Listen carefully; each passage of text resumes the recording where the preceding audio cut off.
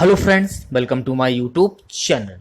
Guys 8 बज चुका है। जो भी बच्चे ऑनलाइन आ गए हो तो प्लीज़ मैसेज कर दीजिए, जिससे कि हम लोग अपना ऑनलाइन टेस्ट स्टार्ट कर सकें।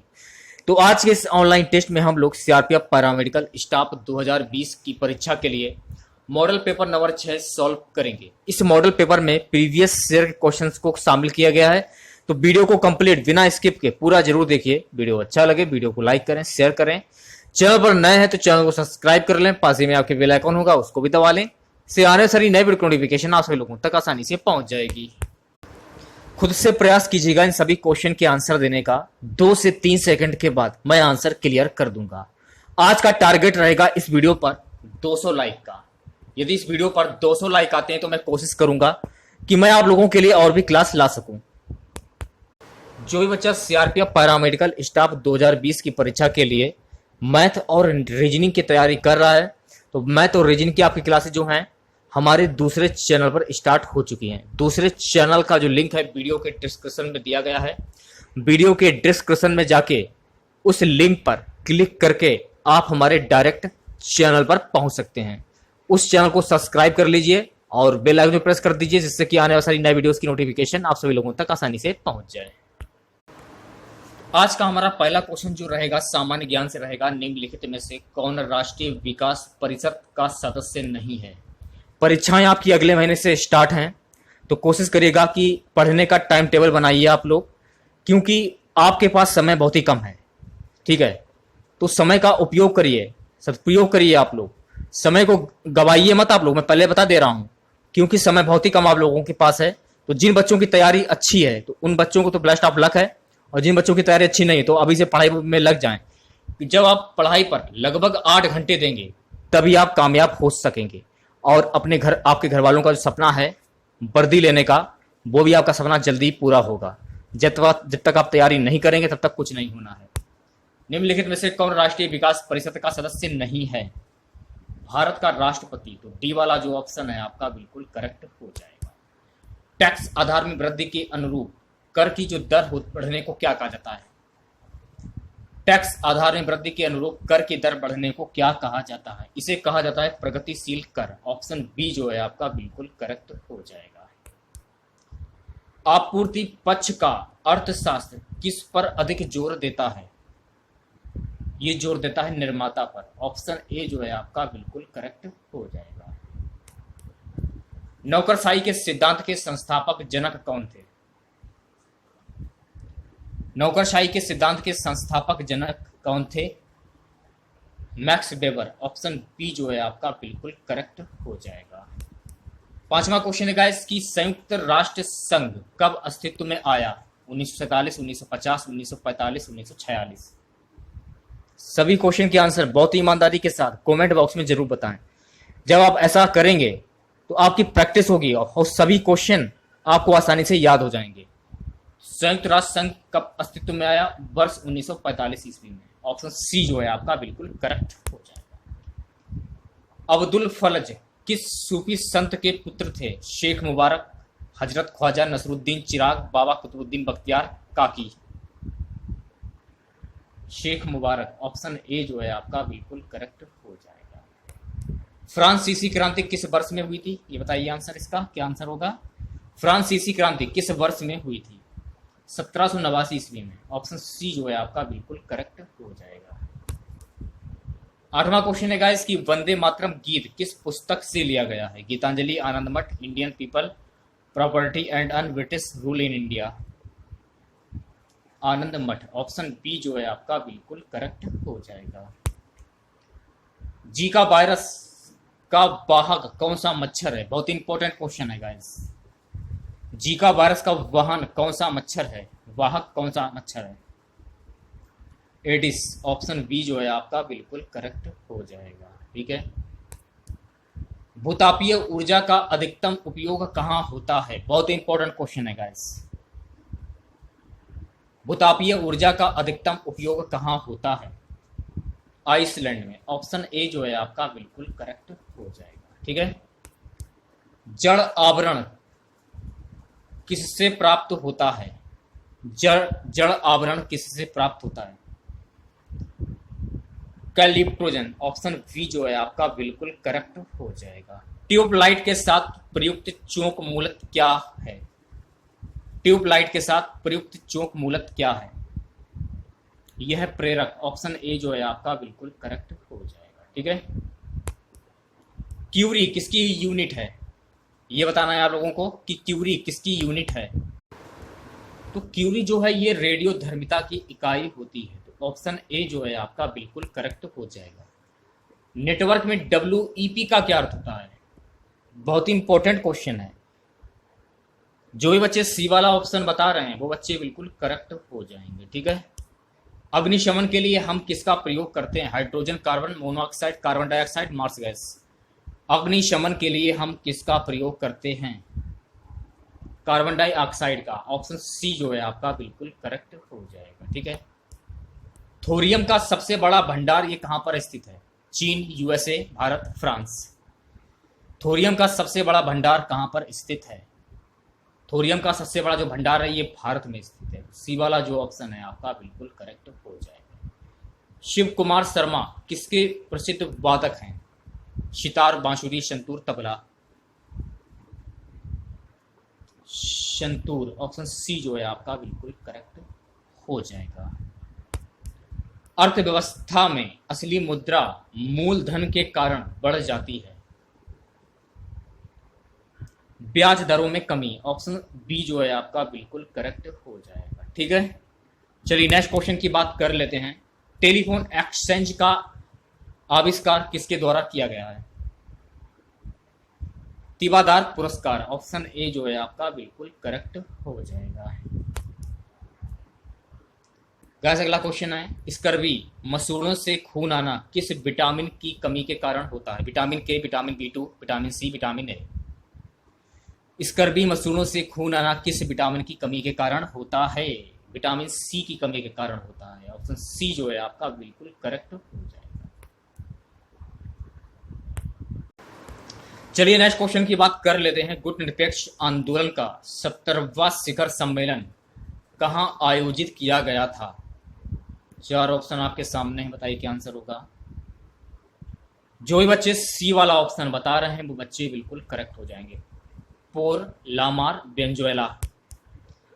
झींगा प्रजाति के अंतर्गत आता है। झींगा प्रजाति के अंतर्गत कौन आता है? आर्थ्रोपोडा, ऑप्शन ए जो है आपका बिल्कुल करेक्ट हो जाएगा। बढ़ते हैं नेक्स्ट क्वेश्चन की ओर। क्वेश्चन है गाइस कि कौन सा पदार्थ मिलाने से कांच को हरा रंग मिलता है? कौन सा पदार्थ मिलाने से कांच को हरा रंग मिलता है? क्रोमियम ऑक्साइड, ऑप्शन सी जो है आपका बिल्कुल करेक्ट हो जाएगा। एलोरा की गुफाएं ये कहां पर स्थित हैं? कर्नाटक, मध्य प्रदेश, महाराष्ट्र, राजस्थान। एलोरा की गुफाएं ये कहां पर स्थित हैं? सो गाइस एलोरा की गुफाएं जो हैं ये महाराष्ट्र में स्थित हैं। ऑप्शन सी जो है आपका बिल्कुल करेक्ट हो जाएगा। चलिए नेक्स्ट क्वेश्चन की ओर बढ़ते हैं। अगला क्वेश्चन है कि बांग्लादेश का जन्म हुआ था 1971 ईस्वी में, 1972 ईस्वी में, 1973 ईस्वी में, 1970 ईस्वी में। तो बांग्लादेश का जन्म हुआ था 1971 ईस्वी में। ऑप्शन ए जो है आपका बिल्कुल करेक्ट हो जाएगा। 26वां क्वेश्चन देखिएगा गाइस। फाउंटेन पेन किस सिद्धांत पर काम करता है? फाउंटेन पेन किस सिद्धांत पर कार्य करता है? केशिका क्रिया, ऑप्शन बी जो है आपका बिल्कुल करेक्ट हो जाएगा। भारत के किस राज्य में सर्वाधिक वर्षा होती है? मेघालय, राजस्थान, उत्तराखंड, केरल। भारत के किस राज्य में सर्वाधिक वर्षा होती है? मेघालय में सर्वाधिक वर्षा होती है। ऑप्शन ए जो है आपका बिल्कुल करेक्ट हो जाएगा। टीपू सुल्तान का शेर किसे कहा जाता है? टीपू सुल्तान को का शेर भी कहा जाता है। टीपू सुल्तान को मैसूर का शहर कहा जाता है। मैसूर, ऑप्शन ए जो है आपका बिल्कुल करेक्ट हो जाएगा। श्री अरविंदो का जन्म किस वर्ष में हुआ था? 1772, 1822, 1872, 1922। तो भैया मेरे श्री अरविंदो का जन्म हुआ था 1872 ईस्वी में। तो ऑप्शन सी जो है आपका बिल्कुल करेक्ट हो जाएगा। APJ अब्दुल कलाम द्वारा प्राप्त सर्वोत्तम नागरिक सम्मान है पद्मश्री, पद्म भूषण, पद्म विभूषण, भारत रत्न। भारत रत्न ऑप्शन डी जो है आपका बिल्कुल करेक्ट हो जाएगा। चलिए नेक्स्ट क्वेश्चन की बात कर लेते हैं। कोबे ब्रायट किस खेल के साथ जुड़े हुए हैं? Lawn tennis, basketball, formula 1, WWE। Basketball के साथ ये जुड़े हुए हैं, तो ऑप्शन बी जो है आपका बिल्कुल करेक्ट हो जाएगा। अगला क्वेश्चन है गाइस, पंचतंत्र को किसने लिखा था? पंचतंत्र को किसके द्वारा लिखा गया है? ये लिखा गया है विष्णु शर्मा के द्वारा, तो ऑप्शन बी जो है आपका बिल्कुल करेक्ट हो जाएगा। उत्तर प्रदेश की सीमा के अंदर आकर मिलने वाली नदियों के नाम बताइए। रामगंगा, यमुना, गोमती। बी वाला जो ऑप्शन है आपका बिल्कुल करेक्ट हो जाएगा। ठीक है। केंद्र द्वारा किस नदी को राष्ट्रीय नदी घोषित किया गया है? गंगा को राष्ट्रीय नदी घोषित किया गया है केंद्र सरकार के द्वारा। ठीक है, बढ़ते हैं नेक्स्ट क्वेश्चन की ओर। गंडक नदी का संगम स्थल निम्नलिखित में से कौन सा है? गंगोत्री, कन्नौज, कैथी, हाजीपुर। हाजीपुर ऑप्शन डी जो है आपका बिल्कुल करेक्ट हो जाएगा। अगला क्वेश्चन है गाइस कि रुकुम कोट के निकट से निम्न में से कौन सी नदी निकलती है? चंबल, बेतवा, सिंध या राप्ती। राप्ती ऑप्शन डी जो है आपका बिल्कुल करेक्ट हो जाएगा। ठीक है, चलिए बात करते हैं नेक्स्ट क्वेश्चन की। काली मिट्टी और किस नाम से जानी जाती है? खादर मिट्टी, बांगर मिट्टी, कछारी मिट्टी, रेगुर मिट्टी। काली मिट्टी और किस नाम से जानी जाती है?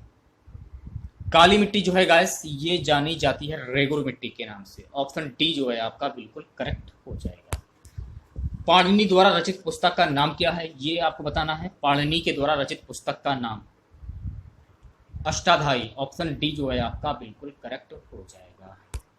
अब यहाँ से आपके जनरल हिंदी के क्वेश्चन स्टार्ट हो जाते हैं। वीडियो को लाइक करते हुए चलें। आज का टारगेट है 200 लाइक का, तो वीडियो को ज़्यादा से ज़्यादा लाइक करें आप लोग गाइस। क्वेश्चन है कि उन्मेष किस प्रकार का शब्द है? उन्मेष किस प्रकार का शब्द होता है? तत्सम होगा नहीं, आगत होगा नहीं, देशज होगा, तो ऑप्शन ए जो है आपका तद्भव। ऑप्शन ए जो है आपका बिल्कुल करेक्ट हो जाएगा। अगला क्वेश्चन है गाइस कि शुद्ध शब्द को स्त्रीवाचक बनाने के लिए किस प्रत्यय का प्रयोग होगा?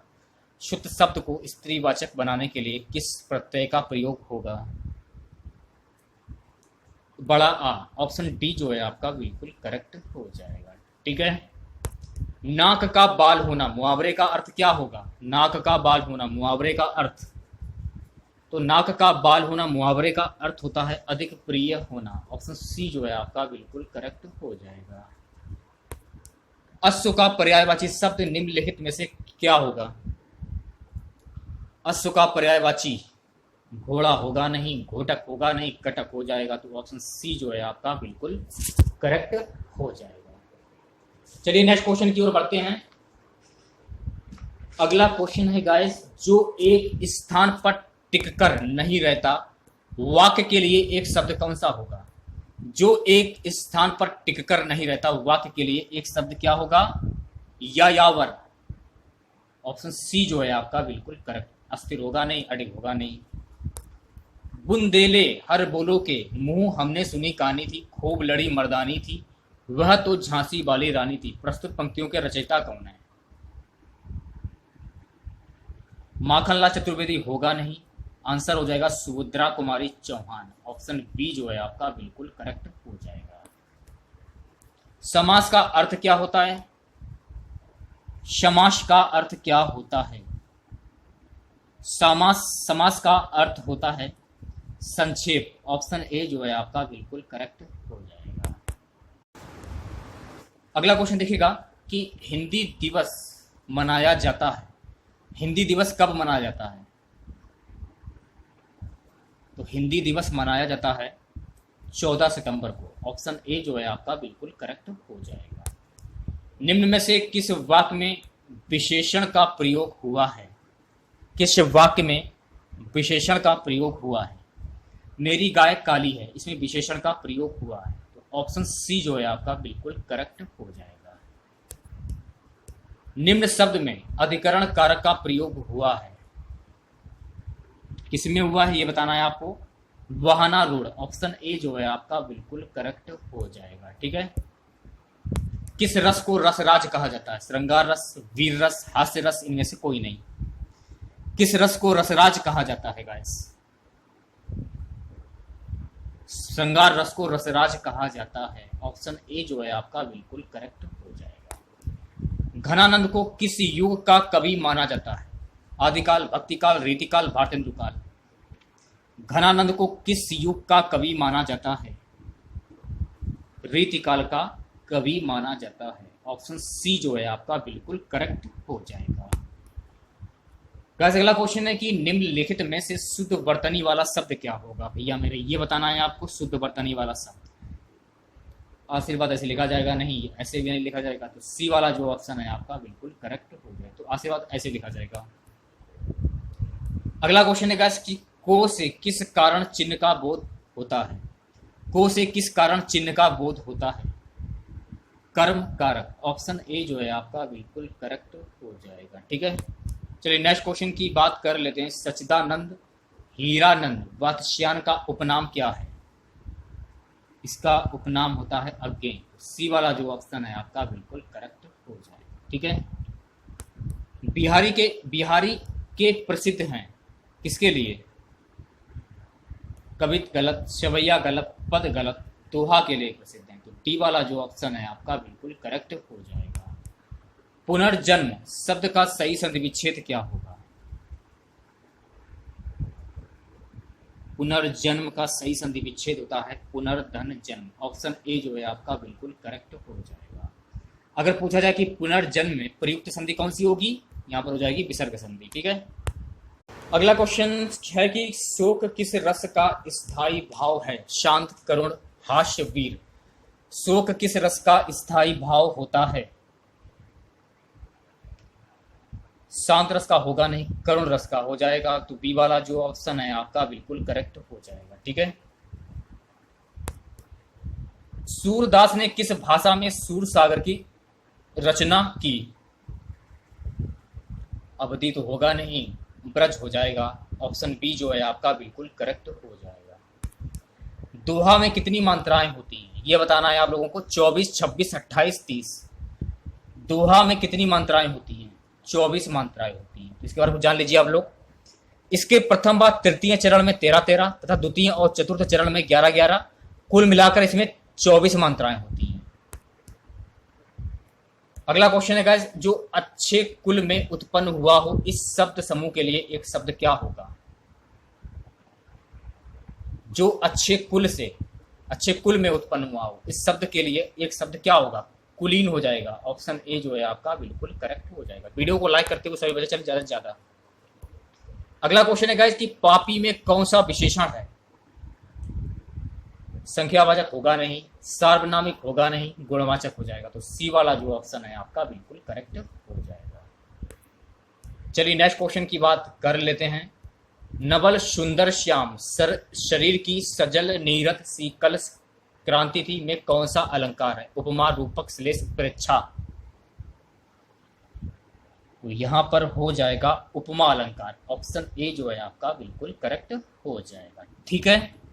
चलिए नेक्स्ट क्वेश्चन की बात कर लेते हैं। बीजक किसकी रचना है? सूर, तुलसीदास, कबीर, जायसी। सूर की तो है नहीं, तुलसी की भी नहीं, तो बीजक जो है ये कबीर दास की रचना है। सी वाला जो ऑप्शन है आपका बिल्कुल करेक्ट हो जाएगा। अगला क्वेश्चन है गाइस, हिंदी के सर्वप्रथम प्रकाशित समाचार पत्र का नाम क्या है? सम्मेलन पत्रिका गलत, सरस्वती ये भी गलत, लेकिन उदन मानदंड ये बिल्कुल करेक्ट हो जाएगा। Option C. तो आज की वीडियो में बस इतना ही। आशा करते हैं आज का वीडियो आप लोगों को पसंद आया होगा। वीडियो अच्छा लगे वीडियो को लाइक और शेयर जरूर करें। चैनल पर नए हैं तो चैनल को सब्सक्राइब कर लें, पास ही में आपके बेल आइकन होगा उसको भी दबा लें। इससे आने वाली सारी नई वीडियो की नोटिफिकेशन आप सभी लोगों तक आसानी से पहुंच जाएगी। तो आज का टारगेट रहेगा इस वीडियो पर 200 लाइक का। यदि इस वीडियो पर 200 लाइक आते हैं तो मैं कोशिश करूंगा कि मैं आप लोगों के लिए और भी वीडियो ला सकूं। जो बच्चे सीआरपीएफ पैरामेडिकल स्टाफ 2020 की परीक्षा के लिए मैं तो रीजनिंग की तैयारी करना चाहते हैं, तो मैं तो रीजनिंग की आपकी क्लासेस स्टार्ट हो चुकी हैं। हमारा दूसरा चैनल है स्टडी ब्लॉग, उस चैनल का लिंक जो है वीडियो के डिस्क्रिप्शन में दिया गया है। वहां से आप जाके चैनल को सब्सक्राइब कर लें और बेल आइकन भी प्रेस कर दें, जिससे कि आने वाली नई वीडियोस की नोटिफिकेशन आप सभी लोगों तक आसानी से पहुंच जाए। वीडियो के डिस्क्रिप्शन में जाके उस लिंक पर क्लिक करके आप डायरेक्ट चैनल में पहुंच जाएंगे। याद रख लीजिए, चैनल का नाम है स्टडी ब्लॉग। सब्सक्राइब कर लीजिए आप तुरंत, जल्दी से जल्दी। मिलते हैं नेक्स्ट वीडियो के साथ। जय हिंद, जय भारत।